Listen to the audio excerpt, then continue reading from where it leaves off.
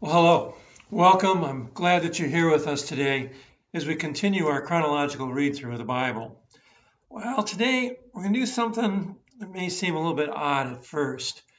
It seems that our reading for today is going to come from the first two chapters of First Chronicles, which is quite a jump from where we have been reading. I mean, we've been reading in Second Samuel. Let me explain. The two books of Chronicles, First and Second Chronicles, cover the same basic time frame as the combined books of Second Samuel, First and Second Kings. So for some time now, we're going to be interspersing readings from Chronicles with our readings from the book of, Second Samuel, and then also our readings from the book of First Kings, and then, of course, Second Kings. Now, our reading for today comes from what you might call the first section of First Chronicles. Maybe not going to be the most interesting section of reading that you've had so far in this.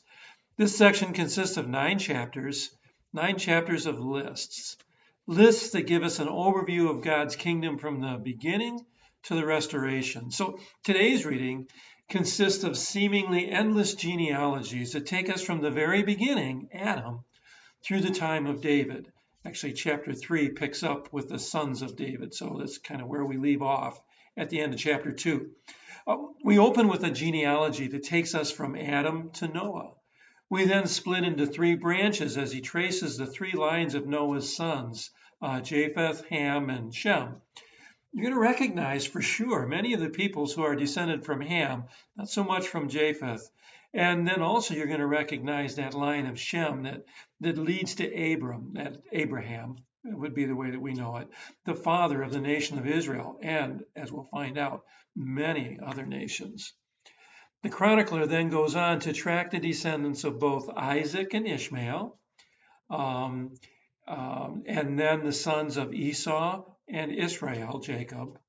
And then, many of the names that you see, many of the peoples that you see descended from these, Isaac, Ishmael, Esau, and Jacob or Israel, you won't recognize, but some of them you will. There's one thing though that's really clear.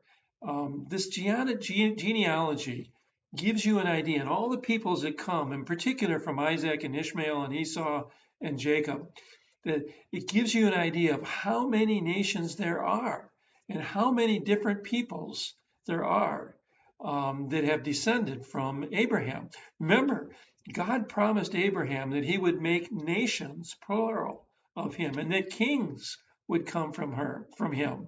I mean, certainly this promise is fulfilled, and then some.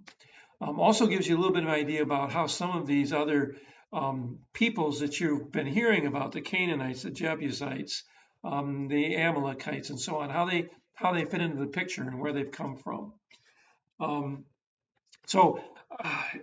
We see God's promise being fulfilled and then some, and that is before with all these different nations, and that's before you include the greatest part of the promise that's fulfilled in Jesus Christ, the King of Kings and the Lord of Lords. The point is this: you're never on shaky ground when you put your trust in the promises of God, even when that promise seems all but impossible to be realized, as surely it must have seemed to Abraham. All right, so these lists, they might make your head spin or they might put you to sleep. I'm not really sure which way. Watch out for familiar names and familiar situations. You're going to be reminded of the noble. Boaz is going to be mentioned here. So you remember the marriage of Boaz and Ruth. And you're going to be reminded of the ignoble, like the twins that were born to Judah and Tamar, when she played the role of a prostitute because she was sure Judah would not give her Shelah as her husband. So she played the role of a prostitute for Judah without his knowing that, so that she could have children in this line, because Judah wasn't going to do what he was obliged to do, or at least it sure appeared to her that he wasn't. God works through all manner of our action, and the good and the bad are all included in the line that leads not only to King David, but also to our consummate King, the Lord Jesus Christ.